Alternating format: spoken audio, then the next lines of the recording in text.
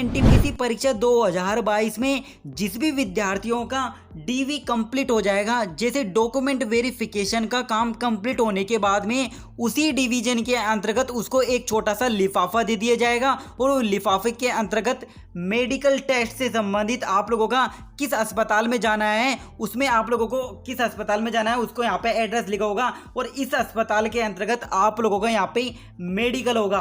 और मेडिकल किस किस पार्ट मतलब किस किस चीज़ का यहाँ पे मेडिकल होगा, मेडिकल कैसे होता है, आरआरबी एनटीपीसी में क्या क्या आप लोगों का जांच किया जाएगा, मूत्र जांच, ब्लड प्रेशर, आई जांच, छाती टेस्ट की किस तरह से माप करेंगे, यहाँ पे जो चेस्ट होता है ना उनकी किस तरह से माप करेंगे, सारा का सारा पूरा फुल प्रोसेस आज का ये वीडियो उन सभी विद्यार्थियों के लिए है जिनका भी यहाँ पे मेडिकल होने वाला है। तो इस वीडियो को आप लोग प्लीज़ केयरफुली से देखें। आप लोग मैं बारीक बारीक से बिल्कुल सही तरीके से समझाने की मैं कोशिश करूंगा। आप लोगों का यहाँ पे जो भी प्रमुख जो मोस्ट इंपॉर्टेंट होते हैं, जो आप लोगों के यहाँ पे मोस्ट इंपॉर्टेंट होते हैं ना, उनको मैं पहले आप लोगों को यहाँ पे समझा देता हूँ। और ये ध्यान रखना आप लोग, मैं यहाँ पे एक लाइन बोल देता हूँ आप लोगों से, जैसे आप लोगों का ये चेस्ट है, चेस्ट के बाद में आप लोगों का ब्लड प्रेशर जांच हो या फिर आप लोगों का आंख जांच हो, ये कोई इनका सीक्वेंस नहीं होता है, ये रैंडमली होते हैं। जैसे किसी भी अपार्टमेंट में जैसे सीने की वहाँ पे आप लोगों का यहाँ पे सीने का जांच हो रहा है, मापन हो रहा है, मान लो मापन हो रहा है, और इधर आप लोगों का ब्लड प्रेशर वाला जो रूम है जो भी खाली है तो आप लोगों को पहले उसमें जांच करा लेंगे।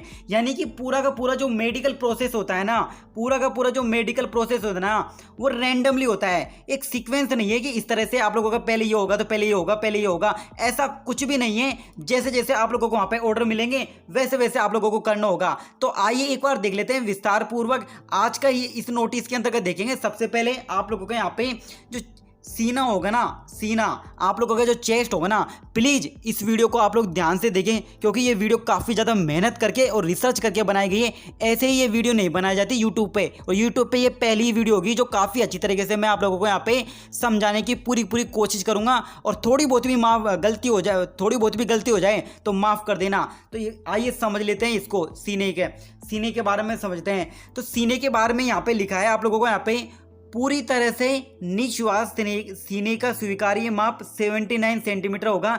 जैसे ही आप लोग निश्वासन करते हो, निश्वासन यानी कि एक्सपायरेशन करते हो, तो आप लोगों का 79 सेंटीमीटर होगा और वो स्वीकार करिए जाएगा। बस आप लोगों को 79 में से 5 सेंटीमीटर की यहाँ पे छूट दी जाएगी। और उसके बाद में न्यूनतम जो सीने का विस्तार होगा वो आप लोगों को यहाँ पे 5 सेंटीमीटर और 4 सेंटीमीटर तक विस्तार की सीमा, अर्थात यहाँ पे 20% यहाँ पे विपतन स्वीकार्य होगा। कहने का मेरा मतलब ये है कि आप लोगों का यहाँ पे 79 सेंटीमीटर आप लोगों का सीने का स्वीकार कर लिया जाएगा। यदि आप लोगों का निश्वासन करते हो ना, एक्सपायरेशन, तो उसको इस तरह से स्वीकार किया जाएगा। और ये जो पूरा का पूरा प्रोसेस होगा ना चेस्ट का, वो चेस्ट का किस तरह से मापन किया जाएगा, यानी कि किस तरह से मेजरमेंट किया जाएगा। और जो भी विद्यार्थी यहाँ पे मेजरमेंट को या तो इंग्लिश में पढ़ सकता है या हिंदी में पढ़ सकता है, दोनों में किसी में ही पढ़ सकते हैं। तो मेजरमेंट किस तरह से किया जाएगा मैं एक बार आप लोगों को हिंदी में पढ़ के बता देता हूँ। आप लोगों को यहाँ पे आपके है ना चेस्ट को किस तरह से मापा जाएगा, ये मापन का यहाँ पे आप लोग समझो, मापन को समझो तभी तो आप लोगों को आगे समझ में आएगा। तो उम्मीदवार पैरों को एक साथ रखते हुए और सिर के ऊपर बाहों को उठाकर खड़ा रहेगा। और टेप जो इंच टेप होती है ना, वो टेप से नापते हैं ना, तो टेप क्षैतिजाकार रूप से कंधे के भीतरी कोणों को स्पर्श करते हुए उसके ऊपरी सिरे से सीने के चारों ओर लिया जाएगा। जो टेप आप लोगों का जो नाम मापने का होना उसको चारों ओर लिया जाएगा। बाहों को नीचे शरीर के दोनों तरफ आराम पूर्वक नीचे लटकने दिया जाएगा। उम्मीदवारों को टैप को इधर उधर करने के लिए कंधों को आगे पीछे करने की अनुमति नहीं होगी। उम्मीदवार को सीने की मांसपेशियों में संकुचन अथवा पीछे फैलाए बिना कई बार गहरा श्वास लेने का निर्देश दिया जाएगा। सीने के अधिकतम और न्यूनतम विस्तार को तब सेंटीमीटरों को यहाँ पे 70 से 75 और 78 से 84 सेंटीमीटर आदि में यहाँ पे दर्ज किया जाएगा। जो भी यहाँ पे अधिकतम विस्तार होगा, जो न्यूनतम विस्तार होगा, उसको इस तरह से यहाँ पे मापा जाएगा। इसके बाद में जो भी विद्यार्थियों के 0.5 से कम सेंटीमीटर के गुणकों को छोड़ दिया जाएगा और 0.5 से एक अधिक 0.5 से अधिक को 1 सेंटीमीटर को माना जाएगा, यानी कि इसके 0.5 से कम सेंटीमीटर को यहाँ पे छोड़ दिया जाएगा और इससे अधिक को यहाँ पे मान्य कर लिया जाएगा। और ये आप लोगों का चेस्ट का, ये जो आप लोग चेस्ट देखो, इस तरह के जो चेस्ट का मापर होगा 79 सेंटीमीटर का, इस तरह से इसका मेजरमेंट किया जाएगा। ये प्रोसेस जो मैंने अभी आप लोगों को बताया, तो आप चाहो तो यहाँ पे एक छोटा सा स्क्रीनशॉट ले सकते हो, मापन का किस तरह से किया जाएगा स्क्रीनशॉट ले सकते हो। अब चलते हैं, हमारा नेक्स्ट जो टेस्ट होने वाला है वो है आप लोगों का नेक्स्ट मेडिकल होगा इसका आई का। अब आई का देख लेते हैं। यहाँ पे आई का क्या होगा दोस्तों, यहाँ पे जो आई का मेडिकल होने वाला है इसमें क्या है, एक बार पढ़ के देख लेते हैं। यहाँ पे उम्मीदवार की आंख का परीक्षण किया जाएगा और परीक्षण के परिणामों को निम्नलिखित नियमों के अनुसार दर्ज किया जाएगा। यानी कि जो नियम है जो दर्ज किया जाएगा, इस तरह से नीचे पढ़ते जाएंगे, एक बार आप लोगों को फटाफट यहाँ पे समझ में आएगा। एक और यहाँ पे पॉइंट है सामान्य, जनरल में कुछ बात कहना चाह रहा है ये, उम्मीदवारों की आंख की किसी भी रोग अथवा असामान्यता के लिए निर्देशित सामान्य जांच की जाएगी और उम्मीदवारों को अस्वीकृत भी किया जा सकता है अगर वह आंखों पलकों की विकृति से अथवा ऐसी प्रकृति की संस्पेशी संरचना से पीड़ित है जो उसे नियुक्त के समय अथवा भावी तारीख की सेवा के लिए अयोग्य ठहरा दिया जाएगा। यानी कि इस तरह की जनरल फॉर्म पाई जाती है आप लोगों को, फिर भी आप लोगों को यहाँ पे अयोग्य ठहरा दिया जाएगा। अब सबसे जो इंपॉर्टेंट काम आता है आप लोगों का, इतना इंपॉर्टेंट ये नहीं जितना इंपॉर्टेंट अब मैं नीचे जो बताने जा रहा हूँ ना, विजुअल एक्टिविटी, यही है आप लोगों का सबसे इंपॉर्टेंट पॉइंट। और जो विजुअल एक्टिविटी होने वाली है आप लोगों के यहाँ पे 2 भागों में होने वाली है। देख लो, 2 परीक्षण शामिल है विजुअल एक्टिव में। पहला जो होगा आपका दूरी से होगा, डिस्टेंस से होगा, और दूसरा जो होगा आप लोगों के यहाँ पे समीप से होगा, यानी कि नियर से होगा। आइए देख लेते हैं ये टेस्ट। आप लोग चाहो तो यहाँ पे स्क्रीनशॉट ले लेना, जो मैं अभी दिखाने जा रहा हूँ इसका स्क्रीनशॉट ले सकते हो आप लोग। इस तरह से यहाँ पे परीक्षण होगा। तो यहाँ पे 2 परीक्षण होगा आप लोगों के यहाँ पे, एक तो डिस्टेंस विजन वाला और एक नियर विजन वाला। अब डिस्टेंस विजन वालों को आप लोग ध्यान से देखिए। आप लोग थोड़ा सा मैं इसको जूम कर देता हूँ। यहाँ पे डिस्टेंस जो विजन होगा ना, आप लोग किस तरह से देखना पड़ेगा, पहले वो देखो। आप लोग यहाँ पे देखो, ये वाला पॉइंट देखो और ये वाला पॉइंट देखो। इसमें क्या लिख रखा है, for employ in E1 and above grade E1, इससे अधिक के ऊपर कर्मचारियों के लिए। और नीचे ले रखा है अदर्स, यहाँ पे सुरक्षा और अग्निशमन सेवाओं को छोड़कर ये अदर्स के लिए है और ये आप लोगों के यहाँ पे एम्प्लॉय के लिए है, यानी कि जो आप लोग के लिए है। तो यानी कि अब यहाँ पे देख लेते हैं आप लोगों का। आप चाहो तो इसका स्क्रीनशॉट ले लेना, आप लोग यहाँ पे स्क्रीनशॉट ले लो इसका, और इसका डिस्टेंस विजन और नियर विजन, इसमें आप लोगों को दोनों ही यहाँ पे दोनों ही बता दिए जाएंगे। इस तरह से बेहतर आँख कौन सी होगी, खराब आँख कौन सी होगी, इस तरह से आप लोग पहले इसका स्क्रीनशॉट ले लो। आप लोग इसको आप लोग आराम से देख लेना। ये मैं बिल्कुल अब ले लो आप लोग, अब स्क्रीनशॉट ले लो आप लोग इसका, ताकि आप लोग इसको समझ पाओ। आप अकेले जब पढ़ोगे तो ये स्क्रीनशॉट ले लिया आप लोगों ने। अब चलता हूँ आगे। जैसे आप लोग इसका जो जैसे प्रोसेस होगा ना इसका, तो इसके नीचे जो कुछ इंपॉर्टेंट पॉइंट दिए गए हैं जिनको आप लोगों को यहाँ पे देखना है। यहाँ पे देखो, आप लोग ध्यान से देखो।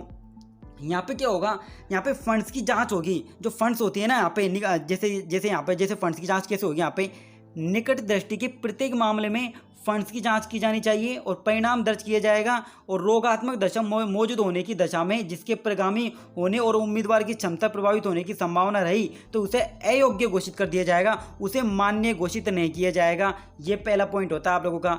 और यहाँ पे एक और पॉइंट ये देखते हैं, यहाँ पे निकट दृष्टि दोष को ही यहाँ पे मायोपिया बोलते हैं इंग्लिश में। चाहे मायोपिया बोलो चाहे निकट दृष्टि दोष बोल लो, ये बात एक ही है। तो निकट दृष्टि दोष की पूर्ण मात्रा सिलेंडर सहित -0.00D से अधिक नहीं होगी। और दूर दृष्टि दोष के लिए, दोनों के लिए बता रहा है। एक तो बता रहा है आप लोगों के यहाँ पे मायोपिया, और एक तो मायोपिया के बारे में बता रहा है, ये मायोपिया। और दूसरा जो आप लोगों का यहाँ पे रोग होता है ना, वो कौन सा रोग होता है, दूर दृष्टि दोष और निकट दृष्टि दोष। दूर दृष्टि दोष के लिए तो -6.00 और दूर दृष्टि दोष की यहाँ पे कुल मात्रा सिलेंडर सहित यहाँ पे प्रत्येक आंख में +6.00D से अधिक नहीं होगी। यानी कि ये यहाँ पे वैल्यू है, आप लोगों को इस तरह की वैल्यू होनी चाहिए। अब चलते हैं आगे। इस तरह का प्रोसेस आप लोग यहाँ पे देख लेना। फंड्स और माध्यम के लिए भीतर होने चाहिए, प्रगामी निकट दृष्टि इस तरह से होना चाहिए, और अच्छी द्विनेत्रीय दृष्टि से ये आप लोग पढ़ लेना। यहाँ पे थोड़ा सा पॉइंट में जूम कर देता हूँ, ये आप लोग यहाँ पे पढ़ सकते हो आराम से पढ़ लो। आप लोग यहाँ पे स्क्रीनशॉट ले सकते हो। आगे चलते हैं। यहाँ पे आगे का जो विजन है आप लोगों का, यहाँ पे कलर विजन, ये कलर विजन है ना, ये आँख के अंतर्गत। आँख का काफ़ी आँख के जो प्रोसेस होता है ना, वो लंबा पूरा प्रोसेस होता है मेडिकल में। तो आँख का देखते हैं कलर विजन। अब कलर विजन में क्या होगा आप लोगों को, यहाँ पे ध्यान से देखो। इसमें क्या लिख रखा है, वर्ण दृष्टि का परीक्षण सभी उम्मीदवारों के लिए अनिवार्य है। वर्ण दृष्टि का परीक्षण अच्छी रोशनी में इशीरा आइसोक्रोमेटिक प्लेट से किया जाएगा। यानी कि आप लोगों का जो कलर की जो पहचान की जाएगी ना, वो आइसोक्रोमेटिक एक प्लेट दी जाएगी, उसमें उससे आप लोगों को देखा जाएगा, कलर विजन किया जाएगा, आपसे कलर विजन किया जाएगा, आपकी वर्ण दृष्टि देखी जाएगी, आपको कलर कैसे दिखाई दे रहे हैं, यानी कि कलर की जांच की जाती है इसके अंतर्गत। अब देख लेते हैं आप लोगों का दृष्टि क्षेत्र, विजन, फील्ड ऑफ विजन, जो कि आप लोगों के दृष्टि क्षेत्र का मतलब होता है आप कहाँ तक देख सकते हो, आपकी डिस्टेंस क्या है। तो यहाँ पे देखते हैं दृष्टि के क्षेत्र का परीक्षण कन्फ्रंटेशन विधि से किया जाएगा। जहां ऐसा परीक्षण असंतोषजनक अथवा संदेहास्पद परिणाम देता है, वहां दृष्टि क्षेत्र का निर्धारण दृश्यात्मक क्षेत्र, स्कैनर और पैरामीटर से किया जाना है। ये एक विधि है। यहाँ पे आगे जैसे जैसे प्रोसेस होगा वो आपको वहाँ पे पता लग जाएगा, इतनी कोई टेंशन लेने की बात नहीं है बस। और यहाँ पे आप लोगों का जो कलर ब्लाइंडनेस है ना, इसको भी यहाँ पे किया जाएगा। और इस तरह की स्थिति पाई जाती है तो यहाँ पे आप लोगों को अयोग्य घोषित कर दिया जाएगा, आप लोगों को यहाँ पे घर भेज दिया जाएगा। आप लोग इसको पढ़ लेना अयोग्य घोषित को, क्योंकि वीडियो काफ़ी ज़्यादा लंबा हो जाएगा। आप लोग यहाँ पे इसको रीड कर सकते हो, इसको रीड कर लो या स्क्रीनशॉट ले लो इसका। लेने के बाद में आप लोगों को, और जो एक और है यहाँ पे आप लोगों का जो वर्णांधता होगी ना, जो कलर ब्लाइंडनेस होगा ना, कलर ब्लाइंडनेस में आपको डिस्क्वालीफाई भी किया जा सकता है। यहाँ पे आप लोगों को डिस्क्वालीफाई किया जा सकता है। तो आप लोगों को ये जो पॉइंट है ना, ये पूरे पॉइंट आप लोग यहाँ पे पढ़ के देख सकते हो। मैं ऊपर से धीरे धीरे ले जा रहा हूँ, आप लोग ये पूरे के पूरे पॉइंट पढ़ना चाहो तो पढ़ लेना। इस तरह का कोई खास इंपॉर्टेंट नहीं। जैसे आप मेडिकल में जाओगे ना, वहाँ पे आप लोगों को तो धीरे धीरे आप लोगों को वहाँ पे समझ में आ जाएगा। और इतनी टेंशन लेने की आप लोगों को यहाँ पे जरूरत नहीं है, क्योंकि जो मैं मेडिकल ये बता रहा हूँ ना आप लोगों को, ये सब कुछ हो जाता है वहाँ पे जाते जाओ। बस आप लोगों को नॉर्मल रखना है, और नॉर्मल नहीं रहोगे आप लोगों का तो इस तरह से मैं अभी बता रहा हूँ ना, ये ब्लड प्रेशर आप लोगों का बीपी हाई हो जाएगा, और बीपी हाई नहीं होना चाहिए आप लोगों का। उस तरह से वहाँ पे गलत रीडिंग यानी गलत माप, वहाँ पे गलत रीडिंग आएगी वहाँ पे, और आप लोगों को यहाँ पे डिस्क्वालीफाई भी किया जा सकता है। आप लोगों को ज़्यादा टेंशन लेने की बिल्कुल भी जरूरत नहीं है यहाँ पे। अब ब्लड प्रेशर के बारे में देख लेते हैं, बीपी के बारे में। BP the normal limits of blood pressure without involvement of target organ shall be assisted and follow, यानी लक्षित अंक को शामिल किए बिना रक्तचाप की सामान्य सीमा का आकलन निम्नानुसार किया जाएगा। अगर आप लोगों की यहाँ पे up to 35 years of age है, यानी कि 35 वर्ष तक की आयु तक है आप लोगों की, तो यहाँ पे आप लोगों की जो सिस्टोलिक और जो डिस्टोलिक जो आप लोगों के यहाँ पे ब्लड प्रेशर में होता है, जो हमारे हृदय की धड़कन होती है, यहाँ पे सिस्टोलिक और डिस्टोलिक दो प्रकार की होती है। उनमें बोल रहे हैं 140 से अधिक नहीं होनी चाहिए, नॉट एक्सीडिंग 140, 140 से अधिक नहीं हो, 140 से ही नीचे हो, और 90 mm फॉर बिलो, 90 mm से mm हो या फिर इससे कम हो। डिस्टोलिक तो ये होना चाहिए और सिस्टोलिक ये होना चाहिए। और 35 वर्ष से ऊपर, क्या 35 वर्ष से कोई ऊपर है तो उसकी नॉट एक्सीडिंग 150 से अधिक नहीं होनी चाहिए, और 100 mm से नीचे होने चाहिए। ये तो आप लोगों का ब्लड प्रेशर के बारे में हो गया। और नीचे जो आप लोगों का यहाँ पे आता है ईसीजी आप लोगों के जो हृदय से माप किया जाता है ना, इलेक्ट्रोकार्डियोग्राम होता है ये, यहाँ पे इसकी जाँच की जाती है। यहाँ पे इसका आप लोगों की जाँच की जाती है हृदय से संबंधित। यहाँ पे ये बोल रहे हैं यहाँ पे, यदि शांत बैठे रहने पर ईसीजी असामान्य, जो आप लोगों का ईसीजी जो उपकरण होता है वो आप असामान्य, जैसे आप लोग शांत बैठो और शांत बैठने के बाद में आप लोगों का जो ईसीजी है वो असामान्य हो जाता है, या ये जो ईसीजी मशीन है वो असामान्य हो जाती है। और असामान्य हो जाती है तो व्यक्ति को सहन शक्ति परीक्षण टीएमटी किया जाएगा। और यदि टीएमटी पॉजिटिव पाया गया, अगर आप लोगों का टीएमटी ये पॉजिटिव पाया गया तो समझ जाओ आप लोगों को यहाँ पे डिस्क्वालीफाई भी घोषित किया जा सकता है। टीएमपी का मतलब होता है यहाँ पे टॉलरेंस टेस्ट, जो टॉलरेंस टेस्ट होता है ना, टीएमटी का मतलब टॉलरेंस टेस्ट होता है। यहाँ पे आप लोगों को जब ईसीजी यहाँ पे जांच होगी ना, आप लोगों को पता लग जाएगा। इतनी डीपली समझने की जरूरत नहीं है जितना मैं समझा रहा हूँ। आप लोग जैसे जैसे वहाँ पे जाओगे ना, आप लोगों को सब कुछ समझ में आ जाएगा। नॉर्मल होता है, ऐसा कुछ भी नहीं होने वाला। और ये जिनाइटो यूरिनरी सिस्टम आप लोग इसको रीड कर लेना, इतना खास नहीं है। आप लोग थोड़ा सा इसको रीड कर लो यहाँ पे, थोड़ा सा इसको रीड करने के बाद में आप लोग यहाँ पे अरे आप लोगों का यहाँ पे सक्सेसफुल भी नहीं होते ना, तो यहाँ पे 21 दिन का इसके लिए छोड़ दिया जाता है। फिर आप लोगों को दोबारा यहाँ पे दिखाना पड़ता है। आप लोगों को यहाँ पे अरे बिल्कुल भी टेंशन लेने की जरूरत नहीं है। मेडिकल में तो आप लोगों को यहाँ पे डीवी कराने के बाद में आप देख लेते हैं थोड़ा सा मूत्र के बारे में, यानी यूरिन टेस्ट के बारे में देख लेते हैं। यूरिन टेस्ट के अंतर्गत आप लोगों को रिजेक्शन कब किया जा सकता है? गैर ऑस्टोस्टेलिक एल्यूनीरिया के का अस्वीकृता की वजह से यहाँ पे आप लोगों को रिजेक्शन किया जा सकता है। अब इसको समझने की कोई जरूरत नहीं है, आप लोगों को वहाँ पे प्रोसेस होगा और आराम से हो जाएगा, कोई टेंशन की बात नहीं यहाँ पे। अब ब्लड शुगर का बहुत ज़्यादा रोल होता है आप लोगों को यहाँ पे। जब आप लोगों को मेडिकल प्रोसेस होता है ना, तो मेडिकल प्रोसेस में आप लोगों का जो यूरिन होता है ना, उसमें ब्लड इसलिए जांचते हैं क्योंकि उसमें डायबिटीज तो नहीं है। और डायबिटीज भी कई प्रकार की होती है, डायबिटीज 1। तो एक बार देख लेते हैं यहाँ पे टाइप 1 मधुमेह यानी कि जो मधुमेह फर्स्ट डायबिटीज होती है, पीड़ित से सभी उम्मीदवार अयोग्य घोषित कर दिए जाएंगे, भले ही वो उनकी आयु कुछ भी हो, चाहे फिर आप लोगों की 35 से ऊपर हो, चाहे 35 से नीचे हो, या 30 से अधिक हो, कितनी भी आयु हो, आप लोगों के यहाँ पे अयोग्य यानी डिस्क्वालीफाई आप लोग यहाँ पे घोषित किए जा सकते हो यदि टाइप 1 आप मधुमेह या डायबिटीज पाई जाती है आप लोगों का। और जो यहाँ पे पॉइंट है आप लोगों का, 35 वर्ष तक आयु के मधुमेह से पीड़ित पाए गए तो सभी व्यक्ति को यहाँ पे अयोग्य घोषित किया जा सकता है, कोई भी यहाँ पे योग्य नहीं होंगे, अयोग्य तो यहाँ पे घोषित किए जा सकते हैं 35 वर्ष से अधिक आयु के यहाँ पे। और आगे चलते हैं, 35 वर्ष से अधिक आयु के ऑर्गन इन्फॉर्मेशन, ये इस तरह की जहाँ पे जानकारी दी गई है, आप लोग यहाँ पे पढ़ लेना, ज़्यादा को टेंशन लेने की बिल्कुल भी जरूरत नहीं है। बस मैं आप लोगों को थोड़ा थोड़ा बता रहा हूँ यहाँ पे, ताकि आप लोगों को थोड़ा बहुत एक प्रोसेस छोटा सा समझ में आ जाए। और ये मैं जो टेस्ट बता रहा हूँ ना, ये कई सारे टेस्ट होते हैं यहाँ पे, स्किन टेस्ट, ये फिट से ये इस तरह के टेस्ट होते हैं, पर ये इतने इंपॉर्टेंट नहीं होते। तो ये जो मैंने आप लोगों को बताया, एक तो बताया मैंने आप लोगों को, एक तो आप लोगों को बताया मैंने यहाँ पे कौन कौन से बताएं आप लोगों को मैंने, एक तो चेस्ट के बारे में बता दिया यहाँ पे आप लोगों को, जो एक तो चेस्ट हो गया आप लोगों को यहाँ पे, चेस्ट के बारे में किस तरह से होना है, और चेस्ट के बारे में आप लोगों को यहाँ पे मैंने आई के बारे में बता दिया, आई मेडिकल टेस्ट कैसे होगा, और यहाँ पे मैंने आप लोगों को बीपी के बारे में बता दिया, कितना कम कितने क्या होना चाहिए, और आप लोगों को मैंने ईसीजी बता दिया, ईसीजी जो यानी कि शांत बैठने वाला जो बैठ रहते हैं उसमें अब नॉर्मल नहीं होना चाहिए, और यूरिन टेस्ट वाला मैंने बता दिया। तो ये जो कुछ भी मैंने थोड़ा बहुत भी आप लोगों को समझाया ना, ये आप लोगों का वहाँ पे मेडिकल होगा, और कुछ भी ज़्यादा टेंशन लेने की जरूरत नहीं है, आराम से ईजिली हो जाता है।